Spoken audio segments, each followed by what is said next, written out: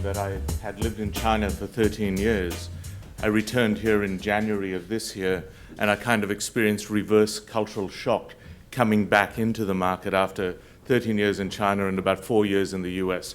So I'd been away for quite a while. In China, I was actually responsible for government relations, public affairs, corporate reputation at a number of different firms, including my own one that I ran for about 7 years. So why am I relevant to talk to you about digital communications?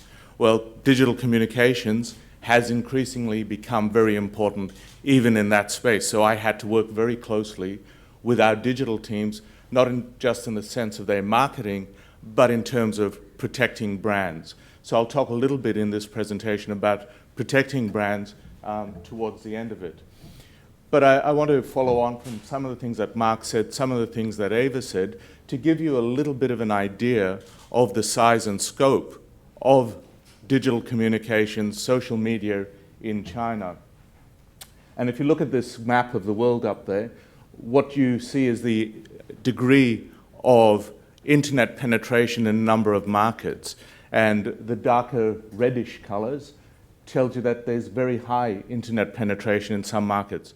Northern Europe, the Germanic countries, the Scandinavian countries, the very top of Canada, so seems to be places that are very isolated, have a lot of internet penetration.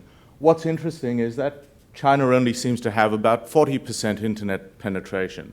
So you're probably wondering, well, how important then is that? Well, it's very important because we're talking about 40% of 1.3 billion people. That means something like 538 million people are actually online in China. That is larger than the population of the whole of the European Union. It is twice the size of the US population. And many of those people are affluent consumers who do have an ability to buy, to purchase things. The other thing that is important in what's happening with internet in China is that smartphones are much more important for internet access.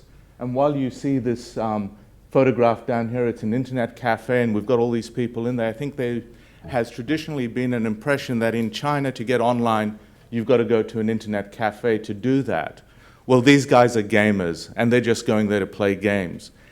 Other people are actually using mobile phones to get online. And to give you a little bit of an idea of how fast the market in China is moving, in about 2007, my wife and I bought an apartment in a new part of Beijing and we moved there. In the process of moving, you find you have a lot of junk you no longer need, so you've got to get rid of it.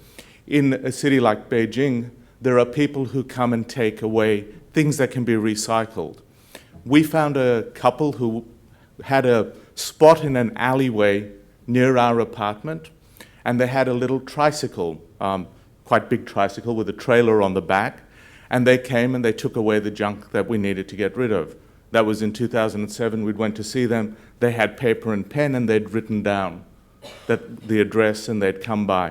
A couple of years later, we were doing some spring cleaning, and we found them again. They had mobile phones now, and we could set up a time for them to come by mobile phone. When I was leaving Beijing just in December last year, I went to find the guy again, found him. He turned up at my apartment with an iPad to check what I was getting rid of and look at the prices he would pay me, and was online to see where he would be selling this stuff. That is how fast the market moved. And these guys moved from just a couple in the street with a little trailer to being able to do that just 6 or 7 years later. So it's moving very, very quickly. Online is important, and you need to be online. Research that we've seen shows that 58% of Chinese netizens, people with internet access, spend about 3 hours a day online, right? Talking to their friends, shopping, looking for information, doing whatever research they want to do. About 17% of the people with internet access spend 3 hours watching television. So the internet has become much more important than television. And a lot of people are using the internet to download movies and TV shows and whatever and watch them on their devices or plug them in through their televisions. They're not watching all of the free-to-air broadcast programs that tell you when you have to watch things. They're getting it online. It's important to understand that the landscape of social media in China is very different to the landscape of social media that we have in Australia. One of the things that constantly surprised me in China in the last few years was the companies that would be coming in, international companies, American, European, even Australian, who thought that they could do business in China without a Chinese language website and without that website in China.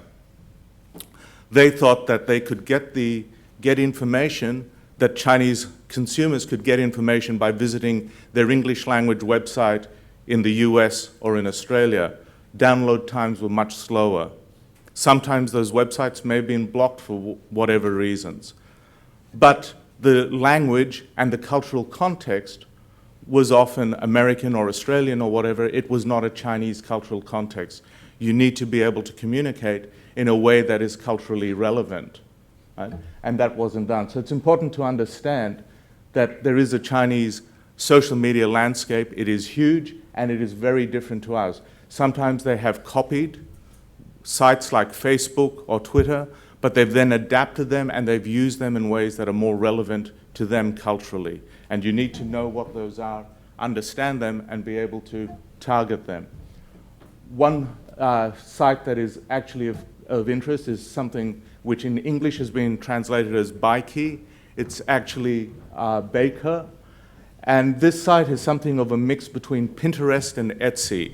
And so it's used in a very different way to the way people in the West use Pinterest, and it's integrated it with something like Etsy, and it has become a place for online selling of high-end brands.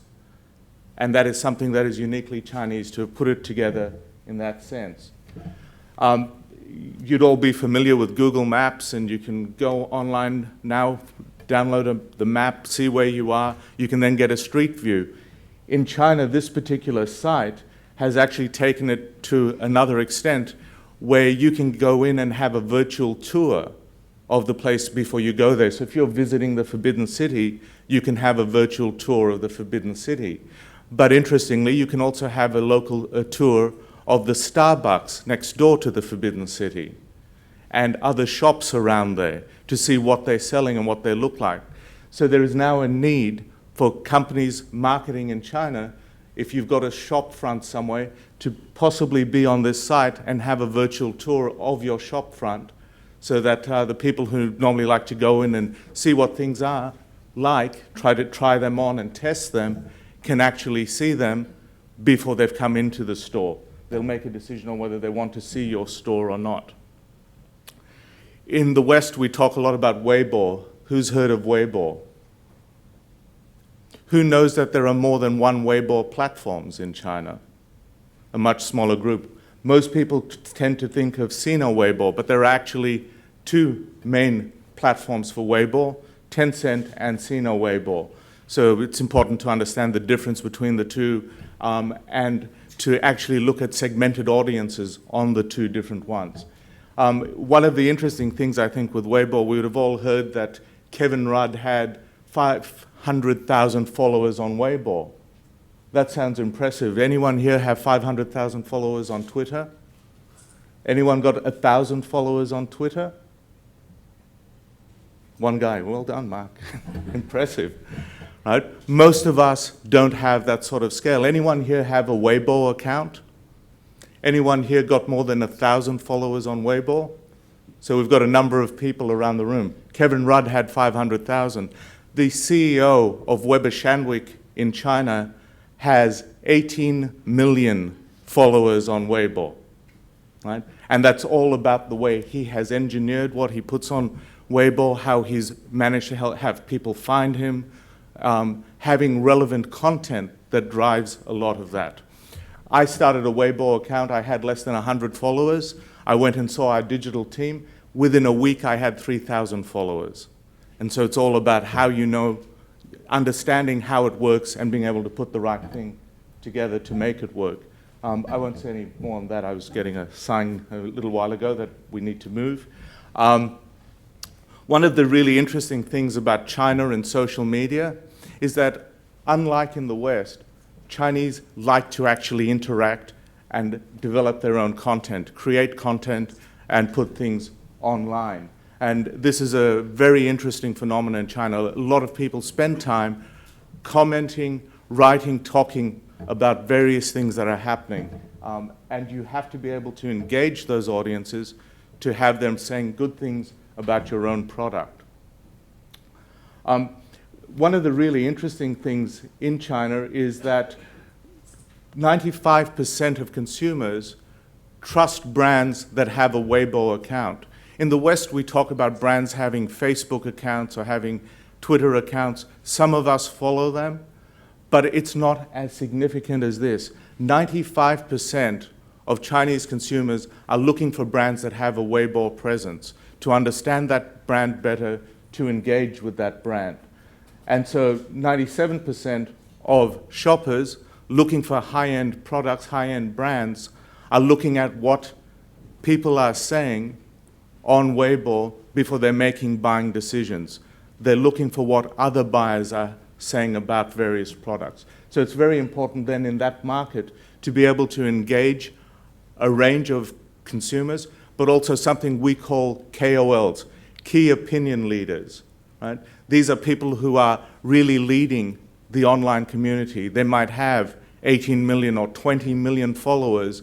Those are the people you want to engage your brand with, so that when they're saying something is good, then the consumers are listening, paying attention, and hopefully retweeting that information.